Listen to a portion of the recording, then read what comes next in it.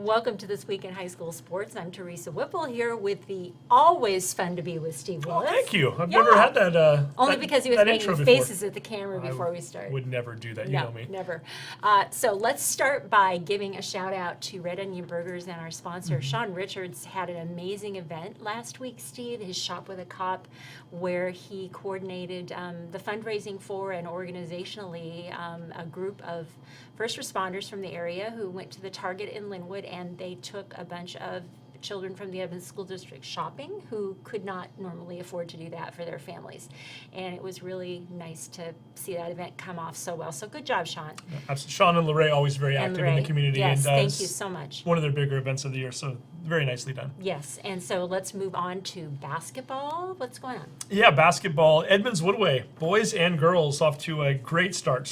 Girls are off to a 4-1 start to their year. They'd like to have that one back. The loss was against Juanita on Monday night. They were up by 11 going into the fourth quarter and dropped it. But good news, it was a non-conference game, so that won't hurt them in the long run. Having said that, they'd still like to be undefeated. A team that is undefeated, the Edmonds-Woodway boys. They are 4-0 to start their season, and we've yet to have their coaches in here yet this year. So we brought the girls coach, Jon Rasmussen, as well as the boys coach, Robert Brown, into the studio to give us a little preview as to what we can expect from the Warriors coming up this year, as well as to talk about the start to their season. Edmonds-Woodway Warriors basketball programs are off to an 8-1 record so far. That's both boys and girls varsity. And with us right now, the head coaches for both teams. For the girls team, Jon Rasmussen, and for the boys team, Robert Brown. Coaches, first of all, congratulations on a nice start to your season. And we're going to start off by talking about Rubber Chicken Night on Friday night. That's where Edmonds-Woodway and Meadowdale get together every year for a doubleheader, boys and girls. And both of your teams coming out victorious. Jon, I'll start with you since your girls played first, 58-25. You then picked up another win the very next night to run your record to 4-1. But anytime you play Meadowdale, it's kind of a special occasion, isn't it? It is. They're our crosstown rival, and we kind of get up for them, and they get up for us. We had a couple really close games last year with them, and our girls really wanted to come out, and it was a great atmosphere that night. With the boys playing right after. The gym was probably the fullest I've seen in a while, and what a fun time to play. And I know our team really came to play, and they did very well. Yeah, 33-point victory, very nicely done. And then Robert, a Meadowdale team that has certainly played you guys tough the last few years. I know that's always a good rivalry. You pull out the 11-point victory, jump out to a big lead, and then every once in a while they started to make a run at you guys, and you kept holding them off. Yeah, the boys did a good job, and they do take that game seriously. Like we were saying, they all take it seriously. It's crosstown rivals. You see the kids in the neighborhood, and you want to be able to say, they have bragging rights. We won the Rubber Chicken match. So, but they tried to reel us back in. It's been a growing rivalry because Meadowdale is really starting to push hard and get a lot better, and I see a lot of those kids working on their game in the summertime, so it was fun. It's funny because a lot of times you'll hear coaches say, it's just another game, it's just another game. You don't let the kids think that, though, right? You're okay with them knowing that it's the crosstown rival, and you want them to be up for that game. It's not just another game. It's not just another game, and we don't treat it like just another game. We treat it like a special game, and for a lot of reasons. I mean, it's one of those games where you can start preparing your kids for hopefully a postseason. So you start talking about how important this game is, so you can ease them into that importance of a postseason, get those postseason games. So yeah, I talk it up a lot. I talk about the crosstown rivalry. I talk about not being able to have those bragging rights held over your head, and it showed in the beginning because my kids were nervous.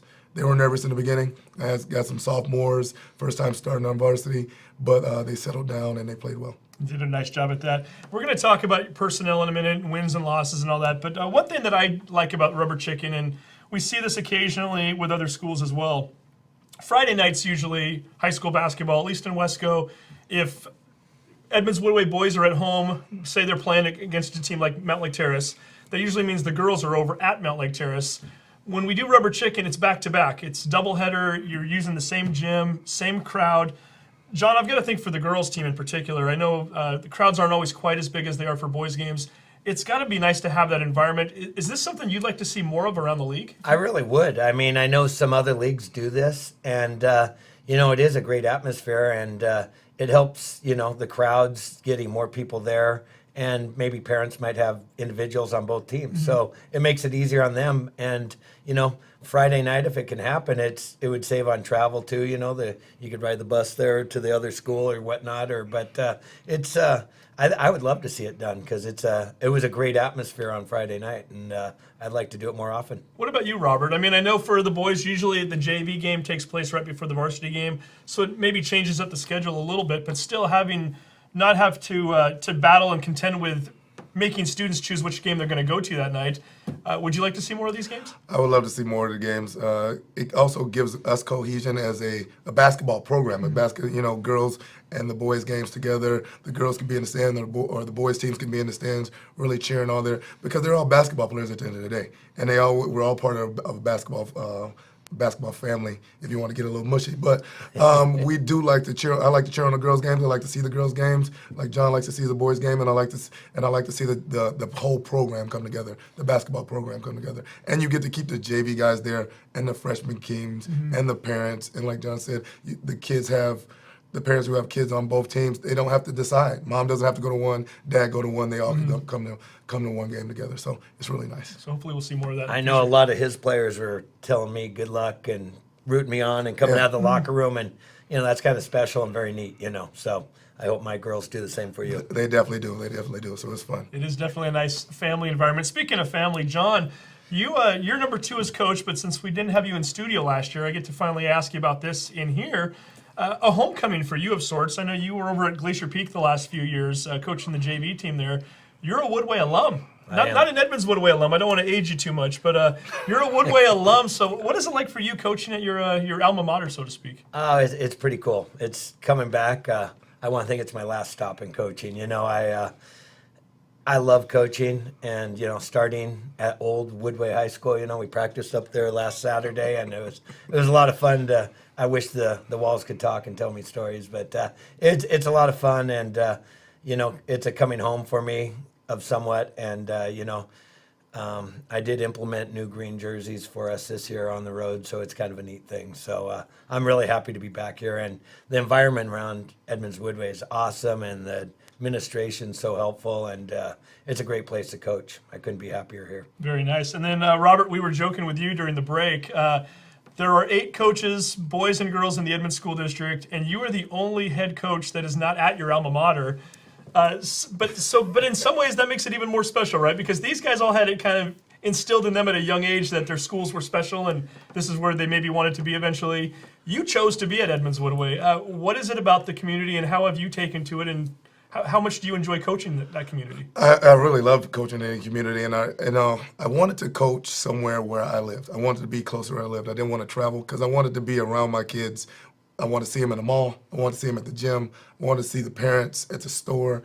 I'm from a small town. I'm from Vicksburg, Mississippi, and the coach there had been there for years, and we all knew as coming up as kids, we wanted to go to the high school and play for Coach Robinson. And so I wanted the kids in the community to have that same feeling. I wanted them, the feeder kids, I go to feeder games to see who I am and to really say, when I play basketball, I want to play for Coach Brown. I want to go to Edmonds-Woodway. So that's why it's been special for me to be in the community. And I also see kids go to other schools, and I encourage them, like, hey, you guys are working on your game, work in the summertime, have fun, enjoy this time. It goes by fast. So it's really just fun to be in the community and coach here. And this is your 8th year at Edmonds-Woodway, is that correct? Combined between JV and varsity? This is my 8th, 7th, 8th-ish? 8th-ish year. This is my 8th year here at Edmonds-Woodway. And So are you starting to see that trickle up now to where you mentioned some of those kids, you want them to be able to say, I want to play for Coach Brown someday. Are some of the guys that you have right now who are maybe in 4th or 5th grade, when you first started off, are they kind of knowing you from when they were younger? And the funniest thing is, like, there's like Angie McGuire, our AD, her son Drew. He always says, "Hey, Coach Brown," and he's going to end up going to might end up going to Meadowdale because he goes to Meadowdale Middle, and his dad teaches at Meadowdale. But he said, "Oh, I want to play for him and Coach Brown," and he couldn't wait to play for me. And now I see another thing, which is great to see, is the guys who are coming back, like Jason Smar, who played for us. He's got a head coaching job in Arizona, and he called me and he goes, "I just want to thank you." And he comes back, and Keegan has called me and said, "Coach, when I'm back in town, I'm definitely coming to a game." So it's just you build a sense of community, and that's one of the things I really wanted to build, and it's been fun. Before we talk about your players a little bit, I want you to talk about your coaching staffs. I think those are, we've talked about it before on this show. We always kind of refer to them as the unsung heroes. They don't necessarily get their names up in lights, and they're not being interviewed by the newspapers after the game, but they do so much to add to what's needed for these programs and to work with these kids. Jon, let me start with you. Tell me a little bit about your coaching staff and who you have and what they mean to the program. One thing I got is all my coaches are back from last year, which is really big. And girls, sometimes there's more turnover. But I've got Noah Wallace. He's a teacher at the school. He coaches JV tennis. And I got hired right before the season last year. And that was pretty tough to throw a staff together quick. Mm-hmm. But Noah came on. He took my freshman team, the C team, and did an outstanding job, developed the kids. And those kids are all playing JV now. At the JV level, I've got Tristan Crockett, who's just a basketball junkie. He knows just about every girl in the gym, I swear, from the AAU levels and everything else. And he coached at Jackson before Edmonds-Woodway, and he was a big part of luring me to Edmonds and a big help. And then at the assistant part, the varsity assistant, I've got Maddie Neely, who played at Edmonds-Woodway a few years back. She's also a Snohomish County official. So I'm probably one of the only staffs that has an official on staff, and it's kind of handy. You know, we come over some rule things every once in a while, and Maddie can step right in and help us, and she just does a great job. The girls really enjoy her around, and starting this week, I'm going to add one more coach to my staff. It's going to be my daughter is coming home from college, Natalie, who played for me at Glacier Peak, and she's going to be joining us on staff too. So it's going to be, as a dad, that'll be kind of fun, and having your daughter helping, and she's a very smart kid on that. So my staff, I couldn't be happier with them, and we're having a great time so far. Well, and having covered Wesco for the last few years, Maddie and Natalie, both pretty darn good ball players back in their time. Yes. You going to let them suit up occasionally, maybe work the girls over a little bit? Or? Well, I wish I could, but maybe. We'll see. We'll see about that. Robert, how about you? Tell me about some of your coaches. You know, my staff, the newest member is Wayne Perilla, and this is his second season. I did one thing as I kind of pilfered from my feeder program. Some guys who were really good coaches, and I got chances to watch them. When I was a JV coach, I got a chance to watch those guys. So when I started and got a staff, then I got these guys. And Wayne Perilla, Wayne is just he really he's my C team coach, and he gets the kids acclimated to high school basketball. In high school, the schedule, the rigors of going to class and practicing, and he does things like practices right after school with the freshman team. So they don't practice, because we usually practice later in the day as a JV and varsity program, but right after school with the freshman team, so they can get that practice done and get into schooling. And Wayne he has a degree, and I'm going to say it wrong, but kinesiology. Mm-hmm. So he does a lot of our training. He did an off-season program with the boys, which was fantastic, and the boys loved working with him, getting in the weight room. They went and ran the hills and the stairs and down the shoreline, so they did a lot of that stuff. My JV coach is Nick Sherrill, and Nick's been with me since we started. He was our freshman coach. Then he's the second year as JV coach, and I got him from our feeder program, and it's been seamless. I mean, his first year as a coach on the freshman level, he was 20-0. And it's just been seamless, and he's huge energy. My coaching staff, if you see those guys, they're kind of short, they kind of blend in with the players, but they have huge personalities. And Nick knows a lot about basketball. Nick is one of those people that he's come in with no fear. He'll grab me and be like, Robert, you need to take a time out. Like, I'll get too caught up in the game, and he'll keep me even keeled, and that's been great. And he just develops the boys, gets them ready for the varsity level. And then I have a ex-varsity coach, Michael Richards, as my varsity assistant, and that's the best thing I could ever do. Michael he sees, it's like two head coaches on the bench, and he just sees things that I mess up, which is often. And he helps get me back on track. He keeps me going. He helps with my fundraising. He's been huge on that and getting our fundraising implemented for the program. So my coaching staff they're much better than me. I mean, that's the best thing I've done as a head coach is hire those guys. We should mention, too, for folks who might recognize that name, Michael Richards, the coach over at Linwood just 2 years ago. So coach over at Linwood, made the move over there. Hey, talk about your seasons a little bit so far. Jon, the girls are off to a 4-1 start. I know the one was a little bit tough. It was Juanita, non-conference game, 11-point lead in the fourth quarter. You lose the game. Lessons learned from that game? I mean, is it good to maybe have a game like that early in the season if you need to? Yeah, if we have to lose, I guess that was a good game. I don't take losses too well. Sure. The girls can tell you in the locker room. But, I think we had 4 games last week in 1 week, and that's a very tough week. Starting it off with a tough loss like that. But I think it made us a better team throughout the week. And hopefully as the season goes on, it'll make us a better team too. So, Juanita's not a bad team, but I'd sure like to play them again if I could. But maybe further down the road this season we'll get a second chance at them. And when we look at your roster, 2 things jump out immediately. Number 1, not a single senior on the entire squad. And number 2, and I thought maybe it was just kind of a default at first, but every single girl listed on your roster is listed as a guard. And truly, they, for the most part, play guard, right? I mean, you don't really have a lot of forward action down there. Tell me a little bit about how this team's constructed and what the expectations are. Sure. I had to change my offenses because I don't really have a post in my varsity level. So, I was quoted in the paper saying we'll live and die by the 3, and we will shoot a lot of 3s. And We've noticed. They wouldn't drop during Juanita, and that was probably why we lost that game. But, the girls, it will create a little challenge for us on defense at times, but also it would create a lot of mismatches for us against other teams that have a certified post. So, it's a great thing to have, and I think we can work through it. The girls like it, and, it's my team is young. It's come to our senior night. It will be a quick one, I guess, this year, but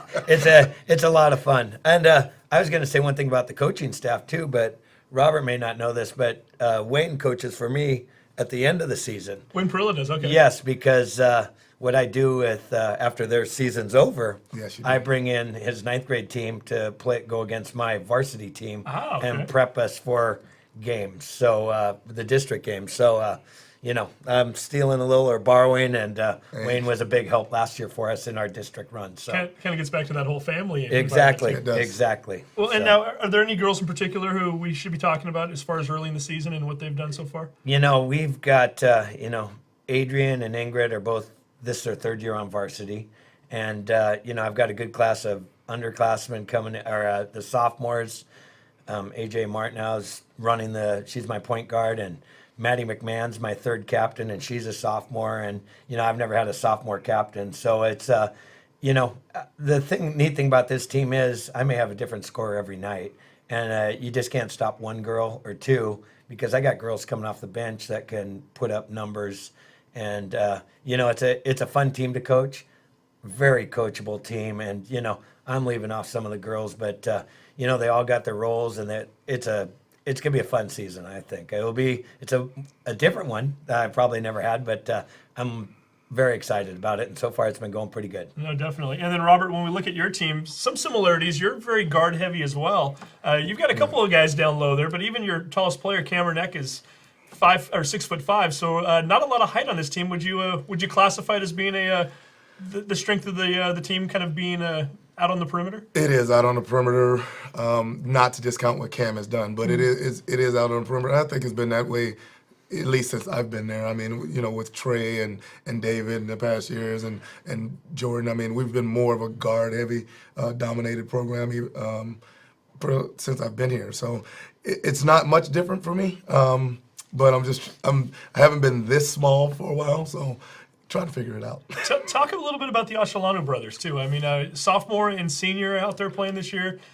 What's that like for them to play together, and what's that like for you to coach them? I think it's great for them to play together. They're very much alike. I mean, to use a term, I mean, they're both pit bulls. I mean, if you ever watch them play defense, that's the way they play, and they get after it. And little brother always defers to big brother. So Chinadu always defers to Uchenna, but I have had Uchenna for 3 years in a varsity program. And Chin starts, the younger brother starts, older brother comes off the bench, and I think the younger brother would prefer the other way, but that's the way we're the best constructed. But everybody on our team always plays pretty heavy minutes, so it's a lot of back and forth for both of them. And you're playing quite a few sophomores too this year. I mean, I know Madoon Bowl, for instance. At times, he shows glimpses of what could really be a spectacular future. What's it like to coach him? It is fun to coach him. You know, it's different coaching those guys this year because the guys I had before, I've been at Woodway for a year, so I'd had them for so much longer. So the teaching was more of get your butt over there. Now the teaching is more, okay, come here, let's talk about this.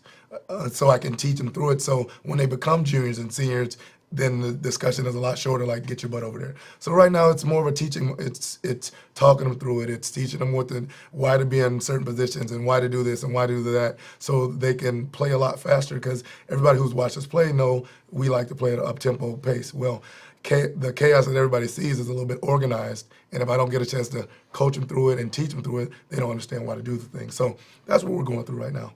Last year, each of you had kind of your quote-unquote superstar player, if you will. I know Keaton McKay averaged over 20 points per game. Missy Peterson now playing at the University of Washington.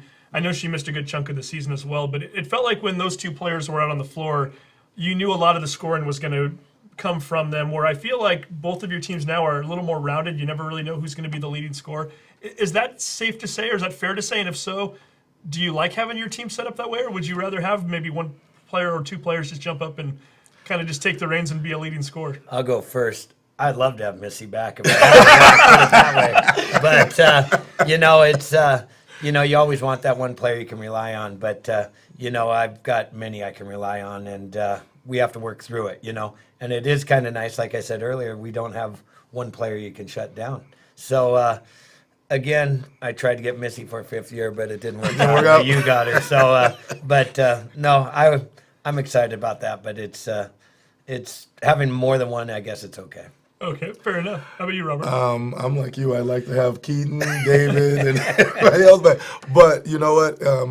When I think about the way I've always thought about a basketball team that I was going to coach, this is the way I've always thought it was going to be. I always thought it was going to be more spread out. I'd like to have, if I could get three people averaging double figures, I would prefer it that way. As many folks averaging close to double figures as possible. That's why, because you don't want to focus to be on just one player. You want teams to focus on more than one player as they're coming into the game. Plus, I always preach to the boys, and I have preached to them, everybody's going to get their chance this season to shine. You're all going to get your chance. You just have to make sure you stay prepared for it. And that happened like last year with Michael Epic. I would preach that to him all season, and then we played a district game, we lose to Shorecrest, or regional game, we lose to Shorecrest, but Michael has 14 points in the first half. Mm-hmm. But if you look at it, he only averaged about 1.2 points per game. It was just his turn. And then this season, he started off, our first game, he had 21 points. Mm-hmm. So everybody's going to have their turn in our program, and I just kind of preach that, and the guys all buy into it, so they all really work hard. Very nice. And so I guess my final question would be, again, 4-1 start to your season, 4-0, and I should mention also, I think each and every one of your wins has been by double digits, so nicely done. When you start to kind of look at things here now, both teams got to the district semifinals last year. Both of your teams got within one game of the Tacoma Dome. Do you have goals written down, or do the players have their own individual goals? Jon, when you talk to your players about where you'd like to see them go this year, what does that conversation look like? I mean, is it something that's written down, or is it just It is written conversed? down. Okay. We write down, each player writes down their individual goals so I can see them, and they write down the team goals, and then as a team we discuss our team goals. And our team goal is about one building in Tacoma, and that's where we shoot for. Last year, we're one win away from making it there, and we would sure like to get back to there. And, there's also, when I came to Edmonds-Woodway, I know Edmonds-Woodway hasn't won a district championship in a long time, and I'd like to try to get there. I know you got one a couple years ago, so as a girls program, I'd love to match his accomplishments. So, it's each coach's cliche, one game at a time, but our overall goal would probably be that. So Sure. shooting for the championship and getting through regionals and everything else. But, with injuries and whatnot, you never know. So. Right. And Robert, I'm sure you would love to get down to Tacoma again too this year. Tell me a little bit about what you talk about in terms of goals with your players and what that looks like. I kind of talk to them about goal setting has been big for me, and so I do talk about it with the kids. I have them set individual goals for themselves and really outline how they're going to make that individual goal come to pass on a daily basis. And then I talk about how is your individual goal going to fit in a team goal. Every team starts with that goal of getting to state, whether you're going to Tacoma or whatever class you're in, you want to get to state. But he also, my wrestling coach kind of broke it down to me when we lost in regionals. There's only two teams that really get the two times you get to cut nets, districts and state. And if you get to cut nets, it's special. So if you win district, that's huge. Win your league, win district, and then let state take care of itself. But you definitely want to get there, and that's a special feeling to cut down nets. So a district championship is always high 1A on my goal list and getting to Tacoma. So, and I will tell you right now, that's a goal I wrote down for myself, is to win that district championship again. So we will see. And not a huge stretch if both these guys end up cutting down nets later on this year. Both two teams that are right up near the top of the favorites as far as the boys and the girls teams. Also want to give a little shout out here as the games are coming up this week. I know, Robert, your next home game is on Friday against Shorewood at home, so if folks want to get out to that game. You then have one more home game before the holidays. That's on the 20th against Ingram.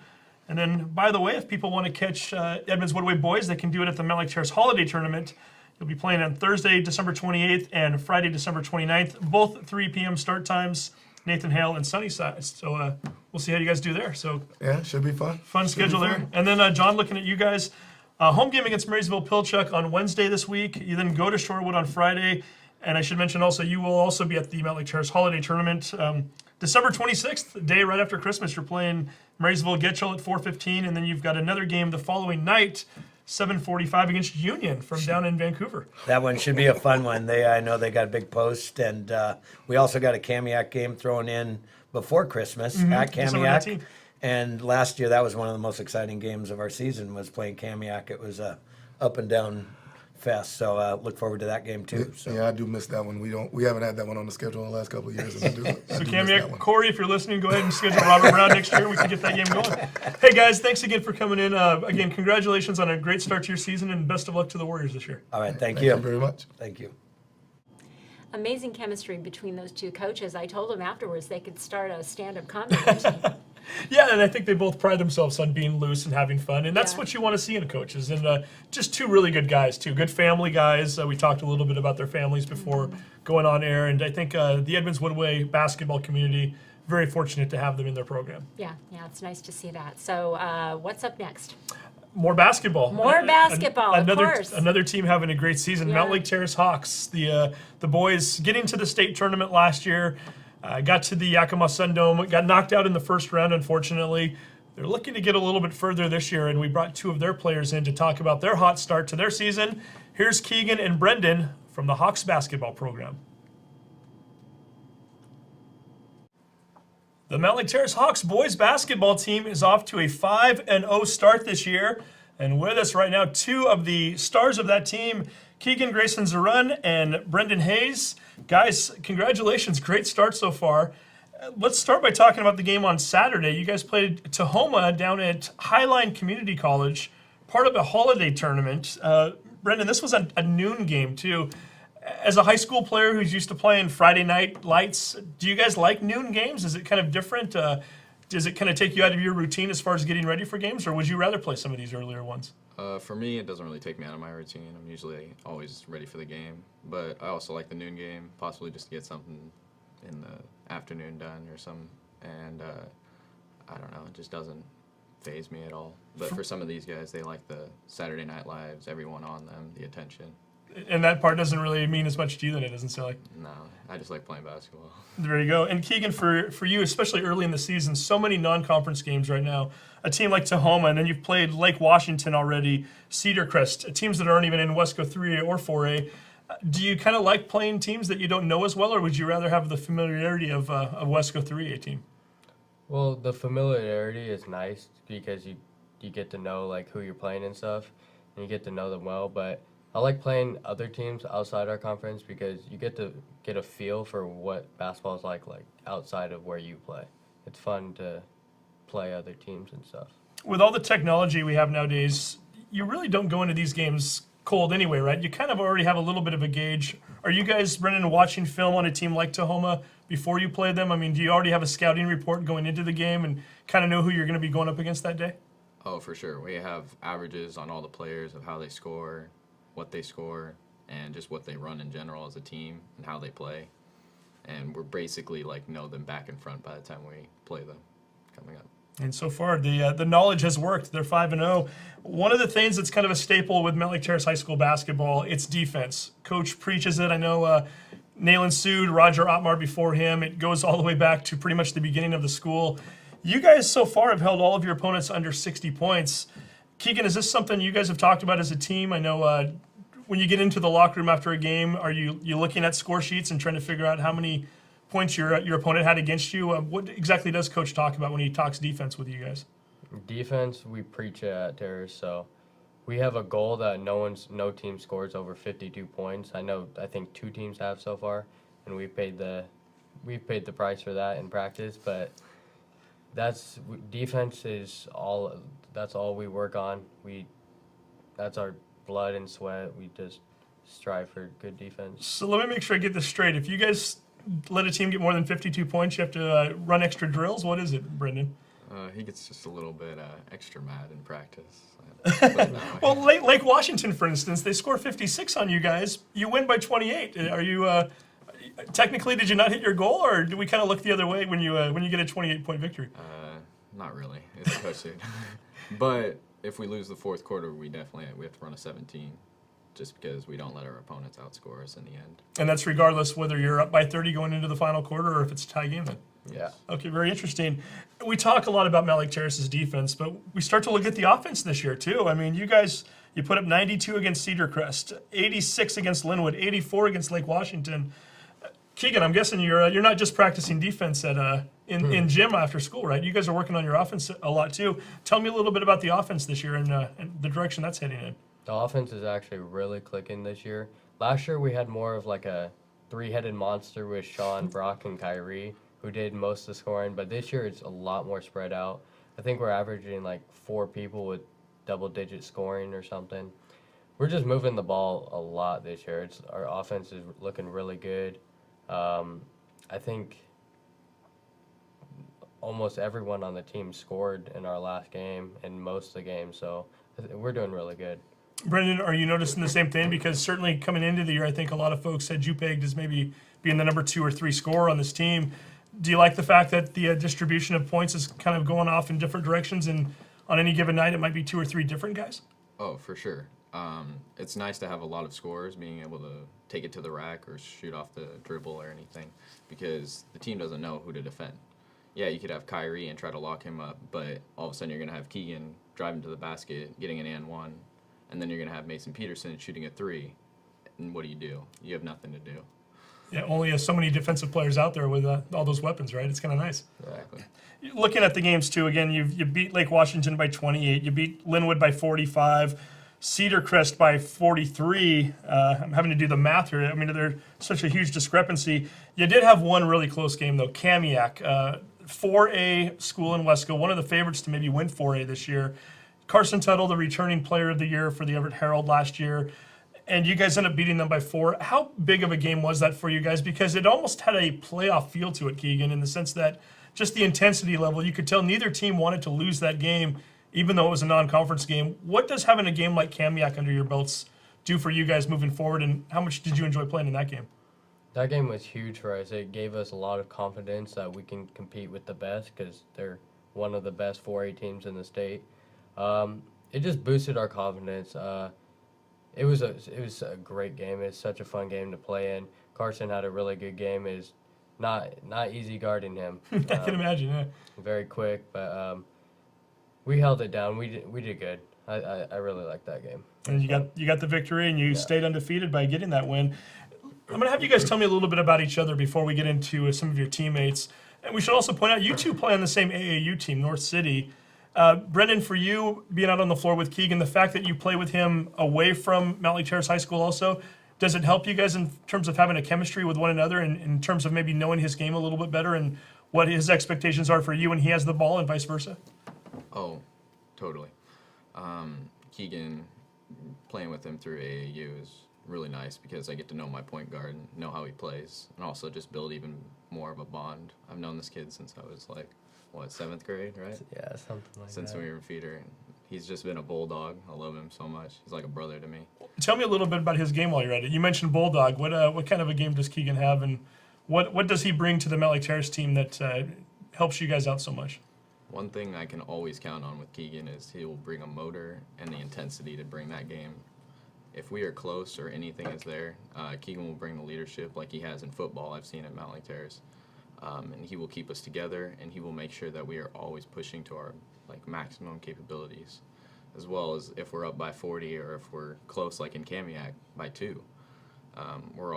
He's always right there with us and making sure that we're doing our thing. And Keegan, for you, what does Brendan bring to the Hawks? That guy can shoot the ball like no one else. I pass it to him, and I'm no doubt in my mind he's gonna make it. He's a great rebounder. He's not the tallest dude, but he can guard the tallest people. He's a great post defender. He hustles. He's just a great guy with a great attitude. I love this kid. We mentioned briefly a moment ago that you both play for North City, which is an AAU team. I had one Wesco coach recently tell me that they're not a big fan of AAU basketball, select teams that play during the offseason. But the one particular coach said, I don't like AAU, but I like what North City stands for. Keegan, what does that mean? And what does it mean for you as a North City player in terms of how do they get you prepared and ready for the high school season? North City is different than any other AAU program. They strive for progression. They strive for teamwork. All they want is for you to get better and have fun, and that's what they do. Practices they're hard, but they make it fun at the same time. The atmosphere is just great. They just want you to have a good time while you're there.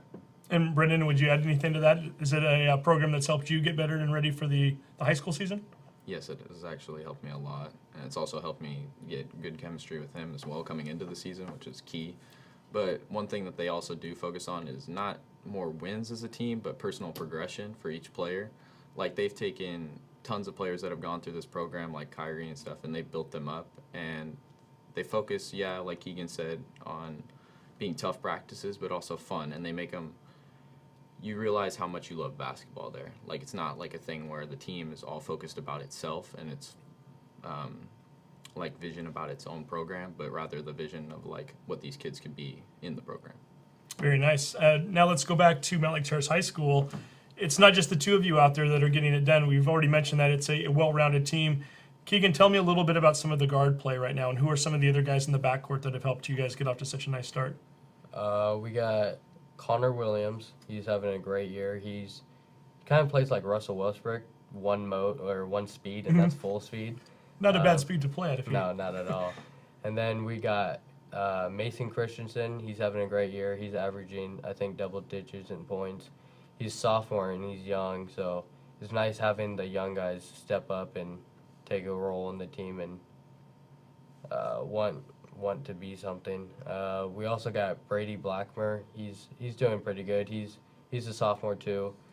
Our program, we have our main set of seniors. We have 6 seniors or something. And then the rest of the guys are mostly sophomores and stuff. We have a few juniors, but it's nice having young guys like that step up. Well, and the fact that you just mentioned so many underclassmen, does that give you more of a leadership role? Are you kind of helping to groom these guys a little bit and taking them through maybe what your experiences were at that same stage in your career? For sure. I know what they're going through during practice. They'll mess up, and I made that same mistake as a sophomore. So after the suit is done yelling at them, I'll go over and tell them what to do next time and how to correct themselves. So I'm definitely being a leader out there for them. They'll always come to me and ask questions, and I'm always there to help them out. Very nice. And now let's talk about some of the other guys that are playing. Also, some which are playing on the perimeter. I know they're not necessarily true forwards per se, but Brendan, we haven't mentioned a few other names. One in particular, Kyrie Armstead, having a pretty darn good year so far, isn't he? Oh, totally. Yeah, he's been having a really good year. Dropped 31 in our first game or something like that. I think so. He's been getting almost a dunk a game, just banging on kids' heads, and he's been actually shooting the outside shot pretty well as well. His game is rounded pretty well, and he's, of course, one of the best defenders in Wesco. I'll say that. If not in the state, I'll put that down. Very nice. All day. And who are some of the other guys that are playing with down there in the post? We got our big shooter, Mason Peterson. He is our sharpshooter. He may say that I'm the shooter at Terrace, but he is really good for a junior. Like, I can always count that if I dish it out of the post, he's going to make that shot in the corner and get us the lead. Like in Kamiak, he hit 4 key three-pointers, all bringing us up above the lead, keeping us in the game.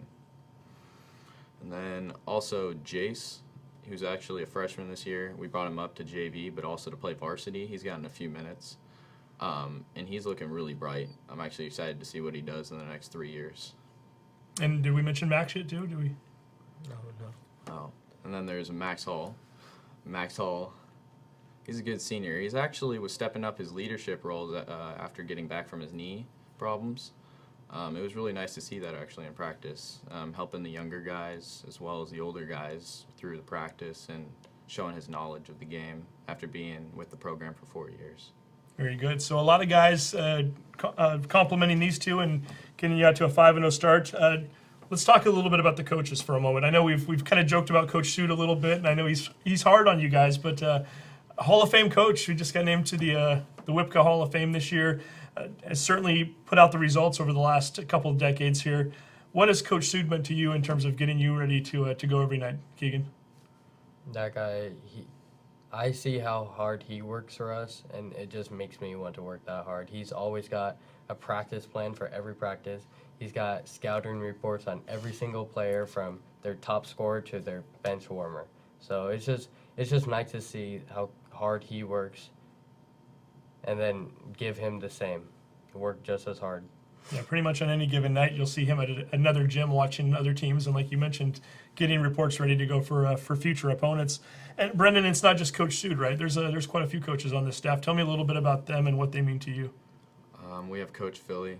He's our conditioner, our leader as well. Just a great coach, honestly. He's pushed us so much throughout all 4 years of us being here. He's transformed us into basically the young men that we are today, outside the court and on the court. We also have Coach Wartz. That guy was our freshman coach, but he also has been there for how many years? I think I lost count. I think he's in his More 30. than 30. Yeah. But it's crazy to have a guy that's been there for that long to teach you his ways and what he's learned throughout the game. And then we also have Coach Shannon, who's the all-time leading scorer for Mountlake Terrace, I think. Mm-hmm. He knows what he's talking about at all times. So you can always know and count that he'll tell you what's right. He can guide you through a game and tell you in practice what you're doing wrong, what you're doing right, how you can fix it. Coaching staff with a lot of history at that school, and they've certainly put out some tremendous results over the years. Oldest coaching staff, I think. There's quite a few. I should mention Coach Philly too, Johnny Phillips, late 40s, I think, and he can still get up and down the court pretty well if you guys need to out there, right? He's got a motor as well. Very nice. Hey, as far as team goals are concerned, you made it to the Tacoma Dome last year. Get knocked out in the first round. I've got to think that getting that little taste of what that experience was like, it's got to leave you craving more, right? Keegan, what is this team looking to do this year? Do you guys have goals written down? And well, maybe I'll start off by asking you this, because I know I'm having a conversation with Kyrie Armstead. He can tell me the exact date of the state championship game. March 3rd. Okay, there we go. So you guys have already marked that off on the calendar. Obviously, is that the ultimate goal? And if so, what would a successful season look like for you guys moving forward? Our ultimate goal is to play on March 3rd to get a shot at the state title. We're just trying to get better and keep having fun. We're off to a great start. We're 5-0. We just want to keep this up, keep playing our ball. Just want to keep getting better. Ultimately, it's just getting able to play on March 3rd. That's all we're looking forward to do. Brendan, anything less, would that be a failure to you as far as you're concerned? Or No, we're hungry for that title. March 3rd, and that's it. It's all or nothing. Mm-hmm. Very nice. So again, a big season coming up, and we should mention too, Shorecrest coming up on Tuesday. One of the better teams in Wesco, a team that many think could win Wesco this year. You played them at home Tuesday night. Philip Peppel, 6'8", big man in the middle. Some think he might be one of the premier big men in all of the state. Brendan, I have a feeling you're going to be guarding him a little bit on Tuesday. Is that anything new to you? And you guys always seem to do fairly well against Shorecrest, where other teams struggle. Is it something about the matchup or the chemistry? What is it about Shorecrest that kind of brings out the best in you guys? I think it's just that we played them for so long. We know what they want to do, and we know how to stop them. Also, to answer your question about Pebble, I've played with him for at least 4 years now, or 3 years, and I've gotten to know his game quite a bit. I know he's now shooting the three-pointer, which I've never seen before, but I think we're capable of shutting him down for sure. Definitely going to be a great game, so we encourage everybody to get out there on Tuesday. We should also mention, too, if they're going to get their 7:15 start time, I guess they should get there before 7:15, right? Because there's a new little ritual you guys have going during the introductions. Tell me about the Big Mac real quick there, Brendan. You want to tell him about it?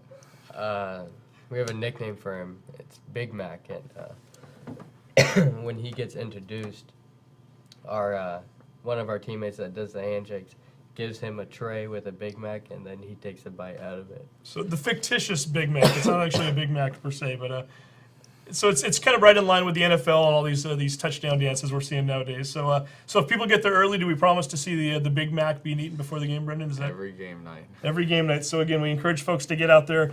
A lot of great games coming up too. December 20th, you guys are going to be hosting West Valley from Yakima, 5 p.m. start time, and then the Mountlake Terrace Holiday Tournament, which will take place Thursday and Friday, December 28th and 29th. Great basketball happening all throughout the day over at Mountlake Terrace.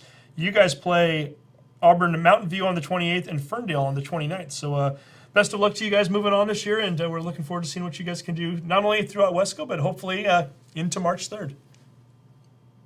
You know, as long as I've been in this area, Mountlake Terrace has always had such a strong reputation for its basketball program, and it sounds like with those two players and the others, they're really going to do some good things this year. Yeah, a strong program that has only had 3 head coaches in 55 years, and that's a big part of That's that. pretty And incredible. yeah, the way that they've kind of nurtured that program and brought the assistant coaches along for the ride. And as the guys mentioned, so many of those coaches have been there for more than 2 or 3 decades. And myself, I played for a couple of those coaches, so Yeah. I know the feeling. And yeah, having guys like Keegan and Brendan as well as their teammates, it's going to be a fun ride this year for the Hawks, and looking forward to seeing just exactly how far they can take it this year. Yeah, it's great. Okay.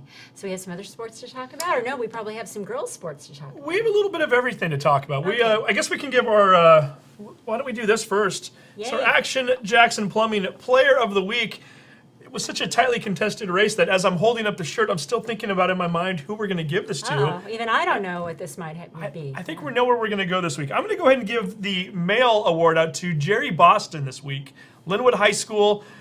Linwood's 3-2 right now. A program that's very young, and I don't think the expectations are necessarily for them to win a lot of games this year. But they got 2 victories this week.